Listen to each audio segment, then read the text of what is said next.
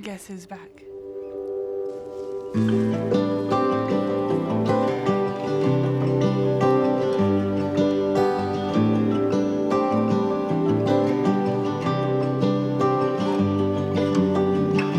Could I believe in what my eyes cannot see? Or has the antidote to brokenness evaded me? Could I believe in what my ears have not heard? Or will the suffering that surrounds me have the final word? Even on the darkest nights I know the sun. So Daisy came back yesterday and she's having to get used to us again. The last time that I saw her before yesterday was when I was helping to load her up into the trailer and I was 9 months pregnant, which was super scary. So we got her loaded. I climbed out of the trailer over it while I was 9 months pregnant, and she set off to another farm. So we were told that Daisy was pregnant when we got her, and so we assumed she was going to be delivering in July or August. And I was due with our 4th baby in October.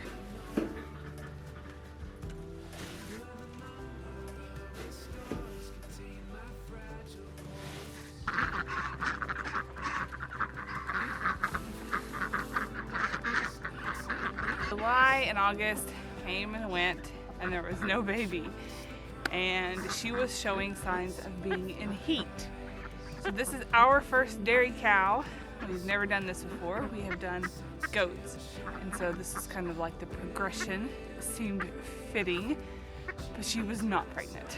I was kind of thankful because I was very pregnant. And I wasn't really sure how I was going to milk a cow with a newborn.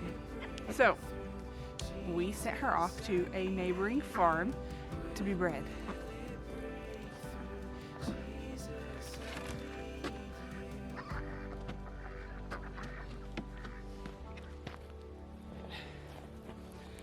All right, so we asked that farmer if he could hold on to her and keep her basically while I was having a baby and in postpartum recovery, and put her with his bull.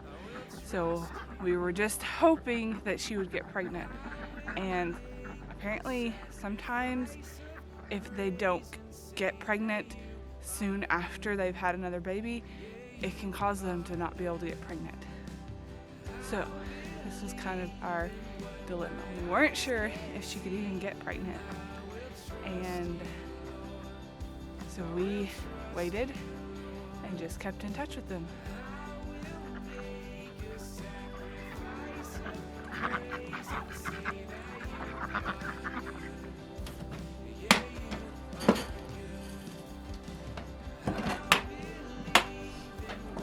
So this is also the same place that we get our raw milk from, and we know that their bull is A2A2 registered.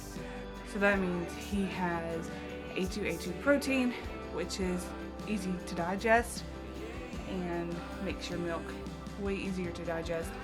Don't know that it's completely necessary unless you have maybe some digestion issues, but Daisy is also A2A2 registered.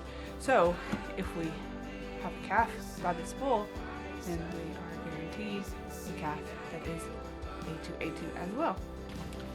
So when my husband went to pick up the milk the other night, he got this letter. Megan, the vet preg checked your cow tonight and he said she's due to calve early August 2024. You can pick her up anytime. So we scheduled to have her picked up yesterday, and she is due the same month of my birthday, which is kind of a cool birthday gift. I'm really excited that it's this time of the year because she's not going to have to worry about it being cold out there, and we can just make sure that we have plenty of water set up for Daisy and keep her close to the barn, and we have plenty of time to have a space for her to give birth in with lots of hay, build a milking station, and all that stuff. So God really worked this out for us because we weren't expecting to get a cow this year, a milking cow, and we ended up buying her from friends who were moving and needed to sell her, and she's a great cow, super friendly. We do have some work to do with her. We need to get her trained to a leash so that we can easily get her to where we need to get her if the time comes. And yeah, so I'm just glad that she didn't calf earlier, because I really don't know what I would have done. I mean, I would just figure it out, but wouldn't have been the easiest thing with a newborn. So I'm about to take my kids' Christmas bikes down to our barn and hide them for the next 2 days. They've been in my neighbor's shed for a couple of weeks, and I just put them together, and I'm going to go take them and hide them in the barn. Baby is napping in the crib. The other ones are with my dad, so we're going to sneak down there and do that, and I'll show you guys what else is going on our homestead. Getting the kids the Guardian bikes. These are supposed to be really good on trails and stuff. So on our homestead we have so many rocks and dirt and things like that that we needed them to have a better bike. So maybe we'll be a bike riding family one day, but I ended up putting them here and had to quickly throw a tarp over them so that they didn't see them. Also been having our wood milled that we cut down. If you remember, we had our trees cut down back in the summer, and they stacked them up in our field, and we are just now getting to milling them. We're going to use them as the wood for our addition, but the new builders have said that they don't really want to use that just because it's a new build, so they wanted to make sure that the wood was treated and all of that stuff. So we have a huge pile of this that we will be using for a project here on the homestead. So we have to build Daisy a milking stanchion, we need to build some raised garden beds, and we also are wanting to build the kids a tree house. So we can always use more wood here on the homestead for building projects, and I think that it'll be nice that we'll just have a big stack in our barn to be able to go get whenever we need it.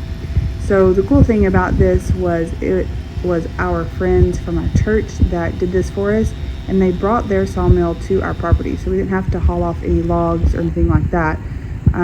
It was fairly simple for us. We just paid them to do it, and they have been great. So we did have a few logs that weren't going to be usable, so we're going to just cut that up, split it, and use it for firewood later on. Now, we've also been working on a stone patio. So this is going to the side of our house, and we are going to be making a butterfly and bee garden, and it's just going to be absolutely beautiful. So we'll be able to sit out there. Pretty sure we're going to do hammocks and, just be able to enjoy the fruits of our labor and God's creation. That's what's been going on the homestead. And I want to let you know also that I am coming up with a holistic health challenge coming up on January 1st. So if you're watching this video and you want to be a part of that, you can sign up for my newsletter down below in the link in the description, and I will send you all of the details for that. It's completely free. Just a bunch of us are getting together and going to work on our health for the next year, and it's just simple things that we can do to create healthy habits and hopefully have a well-rounded health. So I hope you guys enjoyed this video. Please hit the subscribe button if you're new. I make videos on homemaking, homesteading, and holistic health. And we will see you guys in the next video. Bye.